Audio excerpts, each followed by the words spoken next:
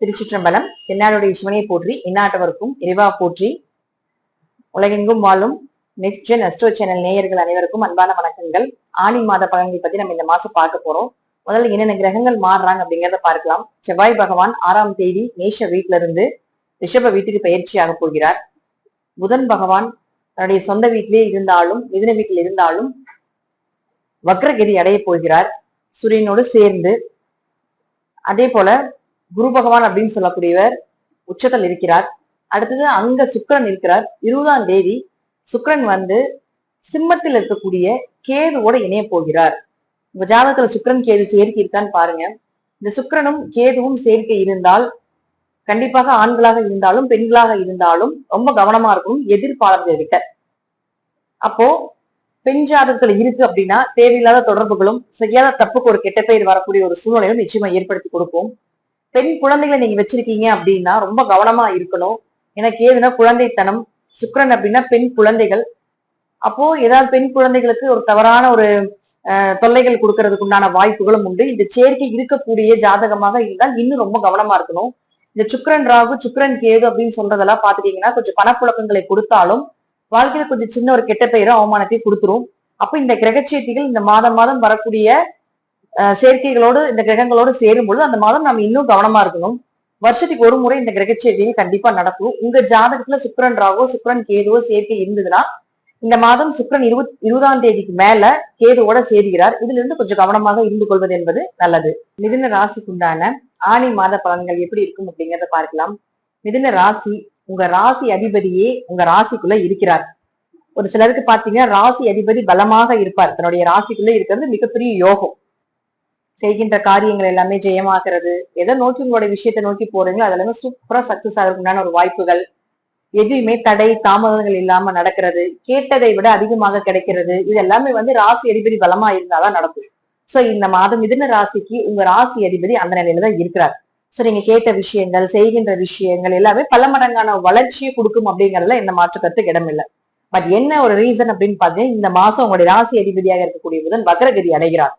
அப்போ வக்ரகதி அடைகிறார் அப்படின்னா உங்க ஜாதகத்துல புதன் வக்ரமா, உங்க ராசி அதிபதி வக்ரமா இருக்கிறார் அப்படின்னா மேக்சிமம் ஒரு ஜாக்பாட் மாதம் இந்த மாதம் எதிர்பார்த்ததை விட அதிகமா நடக்கும். அப்ப இந்த காலகட்டங்களை பயன்படுத்திக்கணும். ஏதாவது ஒரு ப்ராசஸ் பண்றீங்க, யாரையாவது பார்க்க போறீங்க, ஒரு விஷயம் நடக்காம இருக்கு, அதை நடத்தியே ஆகணும் அப்படின்னு நினைச்சீங்கன்னா உங்க ஜாதகத்துல புதன் வக்ரமா பாருங்க. அப்ப வக்ரமாக இருந்ததுன்னா நீங்க நினைச்சதை விட அதிகமாக நடக்கும் அப்படிங்கிற அமைப்புகள் உண்டு. ஒருவேளை வக்ரமாக இல்லை அப்படின்னா கொஞ்சம் புதிய முயற்சிகள் எல்லாமே பெருசா ஈடுபடாம இருக்கிறது நல்லது. அதே போல உங்களுக்கு 3ஆம் அதிபதி ஆனவர் ராசிக்குள்ளேயே இருக்காரு. யார் அதுன்னா சூரியன். எப்பவுமே சூரியன் வந்து ராசிக்குள்ள இருக்கிறது வளர்ச்சிங்க.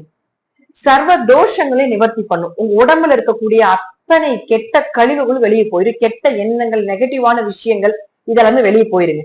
உங்களுடைய ஆறா சூப்பரா வேலை செய்ய ஆரம்பிக்கும். உங்களுடைய எண்ணங்கள் வந்து பல பேருக்கு பரவும். உங்களுடைய ஆறா பல பேருக்கு பரவும். உங்களுடைய எண்ணங்களும் மற்றவர்களுக்கு வரும். இங்க வந்து இவர் இருக்காரா, இவங்க இருக்காங்க, இவங்க நம்ம கிட்ட இன்னைக்கு பேசணுமா அப்படின்னு சொல்லக்கூடிய ஒரு அளவுக்கு வந்து உங்களை ஞாபகப்படுத்தக்கூடிய ஒரு சூழ்நிலைகளை இந்த சூரியன் அப்படின்னு சொல்லக்கூடிய ஏற்படுத்தி கொடுப்பார். எப்பவுமே சூரியன் ராசிக்குள்ள இருக்குதுன்னா வளர்ச்சி கொடுத்தே தீரணும் அப்படிங்கிறது விதி. வெளிச்சத்தை கொடுத்தே ஆகணும். ஏன்னா சூரியன் ஓயறதே இல்லை. பூமி சுற்றலாம், சூரியன் அதே இடத்துல இருந்தாலும் நம்ம என்ன சொல்றோம், பூமி சுற்றும் பொழுது சூரியன் அப்படின்னு சொல்லக்கூடிய வெளிச்சத்தை நம்ம உலகத்துல நம்ம பாக்குறோம். அப்ப என்ன ஆகும் அப்படின்னா சூரியனுக்கு என்றைக்குமே ஓய்வு கிடையாது அப்படிங்கிற அமைப்புகள் உண்டு. நம்ம வேணா ஓய்வு எடுத்துக்கலாம். கிரகங்களும் இறைவனும் என்றைக்குமே ஓய்வு கிடையாது அப்படிங்கிறது அவர்களுக்கு ஓய்வே இல்லை அப்படிங்கிற அமைப்புகளும் உண்டு. சோ சாஸ்திர ரீதியாக நம்ம நிறைய பார்த்துட்டு வந்துட்டே இருக்கோம். சோ அப்படி பார்க்கும் பொழுது சூரியன் ராசிக்குள்ள இருக்கும் பொழுது இந்த மாதம் முழுவதும் உங்களுடைய எனர்ஜிக்கு குறைவே இருக்காது. ஃபுல் ஸ்பீடா இருப்பீங்க. பெரிய மனிதர்களுடைய தொடர்புகள் ஏற்படும். இந்த மாசம் எல்லாம் பாத்துட்டீங்கன்னா அரசு யாராவது கவர்மெண்ட் வேலையில இருக்கக்கூடியவங்க பழக்கமாவாங்க. அவங்க நீங்க பார்க்க வேண்டிய ஒரு சூழ்நிலைகள் வரும். பெரிய மனிதர்களுடைய தொடர்புகள் ஏற்படும். சமுதாய லெவல்ல பாத்தீங்கன்னா கொஞ்சம் ஹை லெவல்ல நீங்க போறதுக்கு உண்டான வாய்ப்புகள் உண்டு.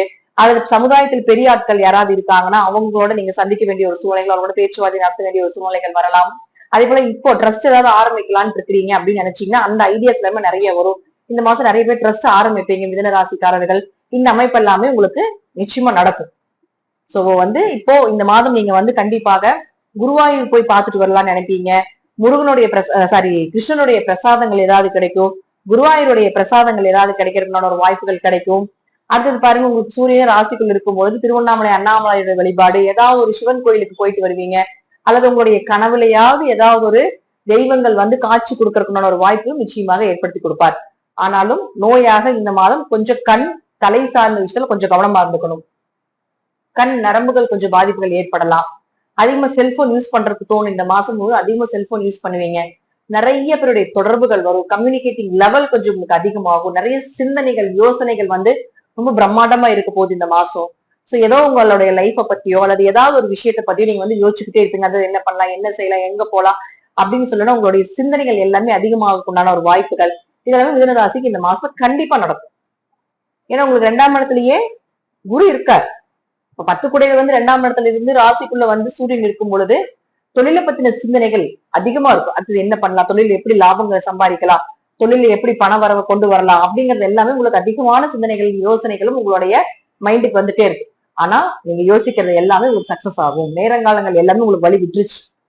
சோ சூப்பரா இருக்கிறதுக்குண்டான ஒரு மாதமாக மிதுன ராசிக்கு இந்த மாதம் இருக்கும். அடுத்தது உங்களுக்கு 4ஆம் அதிபதியுமே பாத்துட்டீங்கன்னா உங்களுக்கு புதனாகி வக்ரகதி அடையும் பொழுது நான் ஃபர்ஸ்ட் சொன்னதுதான், உடம்பு ஆரோக்கியத்துல கவனமா இருங்க. தலை பிரச்சனை, நரம்பு பிரச்சனை, கண் சார்ந்த பிரச்சனைகள், கண்ணுல இருக்கக்கூடிய நரம்புகள் சார்ந்த பிரச்சனைகள்ல கொஞ்சம் வரும். சோ இந்த மாதம் கண்டிப்பா சூரியன் ராசிக்குள்ள இருக்கிறதுனாலையும் புதன் வக்ரகதி அடையிறதுனாலையும் கவர்மெண்ட்டை ஏமாத்தக்கூடாது. இந்த தடவை ஏதாவது ஃபைன் வருது, ஏதாவது லைசன்ஸ் ஏதாவது கட்டுறதுக்கு ஏதாவது ஒரு ஃபைன் போடுறாங்க, எதுவாக இருந்தாலும் கரெக்டா டாக்ஸ் கட்டிடுங்க. இல்லைன்னா அது உங்களுக்கு பாதகமாக மாறிடும். அது வந்து உங்களுக்கு வரக்கூடிய லக்க வந்து தடுத்துரும். சோ கவர்மெண்ட் சம்பந்தப்பட்ட எந்த விஷயமாக இருந்தாலும் இந்த மாதம் கொஞ்சம் கரெக்ட் பண்ணி கொண்டு போயிட்டீங்கன்னா உங்களுக்கு லக்கு இன்னுமே அதிகமா இருக்கும்னான வாய்ப்புகளும் உண்டு. உடம்பு ஆரோக்கியம் நல்லா சிறப்பா இருக்கும். சோ உடம்பு ஆரோக்கியத்துல கவனமா இருந்துக்கோங்க. அடுத்தது பாருங்க, உங்களுக்கு 5 மற்றும் 12ஆம் அதிபதியான சுக்கிரன் 20ஆம் தேதி வரைக்கும் 2ஆம் வீட்டுல இருக்காரு. அப்ப 5 குடையவர் 2ஆம் வீட்டுல இருந்தா குழந்தைகள் மூலமாக வருமானம் அல்லது குழந்தைகளுடைய ஜாதகம் மூலமாக உங்களுக்கு வருமானம். 12ஆம் அதிபதி 2ல இருந்தா வெளிநாட்டு பணம் வரும், வெளிநாடு போயிட்டு வரணும் ஒரு வாய்ப்புகள், இந்த சுற்றுலா குடும்பத்தோடு சேர்ந்து போயிட்டு வரணும் ஒரு வாய்ப்புகள் இதெல்லாம் நிச்சயமாக ஏற்படுத்தி கொடுப்பார். சோ 5ஆம் அதிபதி 2ல இருக்கு அப்படின்னா காசு வருங்க. ஏதோ ஒரு வழியில உங்களுக்கு பணம் வந்துடும். ரோலிங் உங்களுடைய தேவைகளுக்கு, உங்களுடைய குடும்ப தேவைகளுக்கு இருப்பதை விட கொஞ்சம் அதிகமா வரதுக்குள்ளான வாய்ப்புகளும் ஏற்படுத்தி கொடுக்க போகிறார். ஆனா 20ஆம் தேதிக்கு மேல அந்த 5ஆம் அதிபதியானவர் கேதுவோட சேர போகிறார். நான் ஃபர்ஸ்டே சொல்லியிருந்தேன் ஸ்டார்டிங்ல, சுக்கிரன் கேது ஜாதகமாக இருக்கான்னு பாருங்க. அப்போ உங்களுக்கு என்ன பண்ணும் இந்த சுக்கிரன் கேது ஜாதகம் அப்படின்னா, உங்களுக்கு வந்து சுக்கிரன் 5ஆம் அதிபதி குழந்தையை கொடுக்கக்கூடிய ஒரு கிரகம். அப்ப அவர் கேதுவோட சேரும்போது உங்க குழந்தைகளோட கவனமா இருங்க. உங்க குழந்தைகள் என்ன பண்றாங்க பாருங்க. உங்க குழந்தைகள் யாரு கூட இருக்காங்க, யாரு கூட பேசுறாங்க, எங்க போயிட்டு வர்றாங்க, டியூஷன் போறாங்களா, காலேஜஸ் போறாங்களா, அவங்களுடைய ஃப்ரெண்ட்ஷிப் எப்படி இருக்கு அப்படிங்கறது ரொம்ப கவனமா பார்க்கணும். ஏன்னா 12ஆம் இடம் அப்படிங்கிறது செக்ஷுவல் லைஃப் சொல்லக்கூடிய ஒரு இடம். அப்ப தேவையில்லாம இந்த மாதத்துல உங்க ஜாதகத்திலயோ அல்லது உங்க குழந்தைகளுடைய ஜாதகத்திலயோ சுக்கிரன் ராகு சேர்க்கையோ சுக்கிரன் கேது சேர்க்கைகள் இருக்கு அப்படின்னா பெண் குழந்தைகளை தயவு செய்து வெளியே விடாதீங்க. இந்த மாதம் 20ஆம் தேதிக்கு மேல இது தேவையில்லாம அவர்களுடைய சில அவமானங்களை சந்திக்க வேண்டிய ஒரு சூழ்நிலையை கொடுத்துரும். நான் எப்படி சொல்றேன்னு உங்களுக்கு புரியும் நினைக்கிறேன். சோ வந்து பெண் குழந்தைகளாக இருந்தாலும் ஆண் குழந்தைகளாக இருந்தாலும் இந்த மாதம் கொஞ்சம் கவனமா பார்த்து கொள்ளுங்கள். நம்மளே அறியாம சில விஷயங்கள் நடக்கிறதுக்குண்டான வாய்ப்புகளும் உண்டு. சோ இந்த ஒரு மாதம் மட்டும்தான், அதாவது 20ஆம் தேதிக்கு மேல மட்டும்தான் இது முக்கியமா உங்க குழந்தைகளை பாத்துக்கணும் அப்படிங்கிறது சொல்றேன். அதே போல 2வது பாத்தீங்கன்னா 5ஆம் இடம் அப்படிங்கிறது குடும்ப ஒற்றுமை. அப்போ உங்க குடும்பத்துல யாருக்காவது இந்த சேர்க்கைகள் இருந்தாலும் கொஞ்சம் ஒற்றுமை குறைபாடுகள் ஏற்படும், பணத்தடைகள் கொஞ்சம் ஏற்படும். வெளிநாடு வெளியூர் போறீங்கன்னா அதுல ஏதாவது விசா ப்ராப்ளமோ அல்லது வேலை சம்பந்தப்பட்ட பிரச்சனைகள் ஏதாவது சில தடை தாமதங்கள் ஏற்படுறதோ இதெல்லாம் ஏற்படுத்தி கொடுப்பார். ஆனா இருப்பினும் இது பேசிக்கா இந்த சுக்கிரன் கேது சுக்கிரன் ராகு சேர்க்கையை குறிக்கக்கூடியது. உடல்நிலையிலையும் கொஞ்சம் பழக்க வழக்கங்களையும் கொஞ்சம் கவனமா உங்க குழந்தை என்ன பண்றாங்க அப்படிங்கிறது பாத்துக்கோங்க. உங்களுக்கு இந்த சேர்க்கை இருக்கு அப்படின்னா இப்ப புதியதாக வரக்கூடிய ஆண் நண்பர்களாக இருந்தாலும் சரி, புதியதாக வரக்கூடிய பெண் நண்பர்களாக இருந்தாலும் சரி, கொஞ்சம் கவனமா பார்த்துக் கொள்வது என்பது ரொம்ப சிறப்பான ஒரு விஷயமாக இருக்கும். அடுத்தது பாருங்க, இது ஏன் ரொம்ப மீன் பண்ணி சொல்ற அப்படின்னா, இந்த சுக்கிரன் கேதுவை 8ஆம் இடத்துல இருந்து சுக்கிரனுக்கு அதாவது கேதுக்கு 8ஆம் இடத்தில் இருந்து சனி பாக்குது. அஷ்டம பார்வையை பார்க்குது, 8ஆம் பார்வையை பார்க்குது. 8ஆம் இடங்கிறது அவமானம். அப்ப இந்த மாதத்துல கொஞ்சம் அவமானப்பட வேண்டிய சூழ்நிலைகள் வரக்கூடாது அப்படிங்கறதுக்காக ஒரு முன்னெச்சரிக்கை பதிவாக நான் உங்களுக்கு கொடுத்துட்டு இருக்கேன். நிறைய இந்த மாதிரி விஷயங்கள் நம்ம நாட்டுல நடந்துட்டு இருக்கிறதுனால சொல்லிட்டு இருக்கேன் இந்த விஷயத்த. அடுத்தது செவ்வாய். செவ்வாய் பாத்தீங்கன்னா ஒரு ராசிக்கு 12ஆம் வீட்டுக்கு வரப்போகிறார் 6ஆம் தேதிக்கு மேல. அவர் 11ஆம் அதிபதியும் 6ஆம் அதிபதியும் ஆகிறார். அப்ப கடன் வாங்க வேண்டிய ஒரு சூழ்நிலைகளும் வரும், கடன் அடைக்கிறதுக்குள்ள ஒரு சூழ்நிலைகளும் வரும். லாபங்கள் நிறைய வரப்போகுது. லாபத்துக்கு ஈக்குவலா செலவுகளும் சுப செலவுகளும் வரதுக்குண்டான வாய்ப்புகளும் உண்டு. ஏன்னா குருவனுடைய தொடர்பு செவ்வாய்க்கு ஏற்படும். அப்ப சுப செலவுகள் கூடுதல் நடக்கிறதுக்கு வாய்ப்புகள் உண்டு. நிறைய தீர்த்த யாத்திரை போவீங்க. நிறைய பேர் பாத்துட்டீங்க இந்த காலகட்டங்கள்ல ஞானிகளையும் சித்தர்களையும் பார்க்கக்கூடிய ஒரு சூழ்நிலைகள் கிடைக்கும். ஒரு கனவுலையாவது வந்துட்டு போவாங்க அப்படிங்கிற அமைப்புகளும் ஏற்படுத்தி கொடுப்பாரு. சோ இந்த மாதம் மிதுனத்தை பொறுத்த வரைக்கும் இந்த மாதிரி ஒரு கெட்ட விஷயங்களும் நடக்காம இருக்கிறதுக்கு முழுக்க முழுக்க மிதுன ராசிக்காரர்கள் இந்த மாதம் உங்க வீட்டுக்கு அருகில் இருக்கக்கூடிய ஏதாவது ஒரு கிருஷ்ணர் கோயிலுக்கு போங்க. அந்த கிருஷ்ணர் கோயில்ல போய் அங்க இருக்கக்கூடிய எந்த கிருஷ்ணர் கோயிலாக இருந்தாலும் சரி, பெருமாள் கோயிலாக இருந்தாலும் சரி, அங்க ஆஞ்சநேயர் இருப்பார். அந்த ஆஞ்சநேயருக்கு வெண்ணெய் சாற்றி வழிபாடு செய்து கொண்டு வருவது என்பது நல்லது. அப்ப இந்த கிரகச்சேர்க்கை உங்க ஜாதகத்துல யாருக்கு இருந்தாலும் சரி, உங்க குழந்தைகளுக்கு இருந்தாலும் சரி, கண்டிப்பா அவங்களும் உங்க கூட வரணும். அவங்களோட போய் அவங்க பேருக்கு அர்ச்சனை பண்ணிட்டு அங்க இருக்கக்கூடிய ஆஞ்சநேயருக்கு நிச்சயமாக வெண்ணெய் சாற்றி வழிபாடு பண்ணுவது ரொம்ப சிறப்பு. ஒரு புதன்கிழமை நாள் செய்யலாம் அல்லது ஒரு வெள்ளிக்கிழமை நாள் செய்யலாம். முடிந்த அளவுக்கு இந்த 2 நாட்கள்ல ஏதாவது ஒரு நாட்கள் இந்த மாதம் முழுவதும் வாரம் ஒரு நாளை இதுக்காக நீங்க ஸ்பெண்ட் பண்ணிக்கோங்க.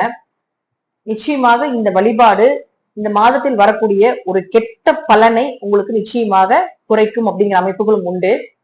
அதே போல உங்க வீட்டுல பூஜை ரூம்ல நிச்சயமாக ஒரு சின்ன கிண்ணத்துல காப்பர் கிண்ணமா இருந்தாலும் சரி, அல்லது சில்வர் கிண்ணமாக இருந்தாலும் சரி, வெள்ளி கிண்ணமாக இருந்தாலும் சரி, அதுல பன்னீர் ஊற்றி துளசி இலைகளை ஒரு 5 இலைகளை போட்டு அதுல பச்சை கற்பூரம் இருக்கு இல்லைங்களா, அதை பொடி பண்ணி போட்டுருங்க. இது உங்களுடைய மனோநிலையை மாத்தும். இந்த எண்ணங்கள் வரும் பொழுது ஒரு தப்பான சுக்கிரன் கேதுங்கிறது சும்மா ஒரு உணர்ச்சிகளை தூண்டக்கூடிய ஒரு சேர்க்கை தான். சோ இது மாதிரி எல்லாம் குடும்பத்துல இருக்கு, ஒரு தப்பான எண்ணங்கள், ஒரு பயங்கள், பதட்டங்கள் உங்களுக்கு வருது அப்படின்னா இந்த கிரகத்தினுடைய தாக்கத்தை குறைப்பதற்கு உங்களுடைய பூஜை ரூம்ல ஒரு 3 நாட்களுக்கு ஒரு தடவை மாத்தினாலும் சரி, துளசியை மட்டும் டெய்லி மாத்திக்கோங்க. ஒரு இந்த மாதம் முழுவதும் 20ஆம் தேதிக்கு மேல அதை பண்ணுங்க. ஒரு 4 துளசியோ அல்ல 5 துளசிகளோ இந்த பன்னீர் ஊற்றி பச்சை கற்பூரத்தை உள்ள போட்டு கண்டிப்பாக இதை வைத்துக் கொள்வது என்பது ரொம்ப நல்லது. சோ தினம் மாற்றினாலும் நல்லதுதான், அல்லது குறைஞ்சது ஒரு 3 நாட்களுக்கு ஒரு முறையாவது இதை மாற்றி இந்த மாதம் முழுவதும் வைத்துக் கொள்வது என்பது ஒரு சிறப்பான விஷயமா இருக்கும். அந்த வருவதற்கு முன்னாடியே ஒரு ஃபர்ஸ்ட் எய்ட் மாதிரி நம்ம காப்பாற்றிக் கொள்வது என்பது ரொம்ப நல்லது. இந்த வழிபாடு ரொம்ப சக்சஸ் கொடுக்கும். மிதுன ராசிக்கு இந்த மாதம் செய்து பாருங்க, நிச்சயமா நல்ல ரிசல்ட் கொடுக்கும். மிதுன ராசிக்காரர்களுக்கு ராசி அதிபதி வக்கரகதியில் இருக்கிறதுனால கொஞ்சம் கவனமாக இருந்து பழக்க வழக்கங்கள்ல பேச்சுவார்த்தையில கவனமா இருங்க. மற்றபடி பண வரவு, பொருளாதாரம், குடும்ப ஒற்றுமை, செழிப்பு இதுக்கெல்லாம் இந்த மாசத்துக்கு குறைவுகள் கிடையவே கிடையாது. மிதுனராசி அன்பர்களுக்கு 100க்கு 70% மேல நல்ல பலன்களை கொடுக்கக்கூடிய ஒரு நல்ல மாதமாக மிதுனராசிக்கு இந்த மாதம் உண்டு. இது எல்லாமே உங்க ஜாதக ரீதியாகவும் திசாபுத்திகள் ரீதியாகவும் நான் சொல்லக்கூடிய கருத்துக்கள் சிறிது மாறுபடலாம். நன்றி. மீண்டும் ஒரு நல்ல பதிவுல சந்திக்கலாம். திருச்சிற்றம்பலம், தில்லையம்பலம், ஸ்ரீ நரசிம்ம தொழிலே சரணம்.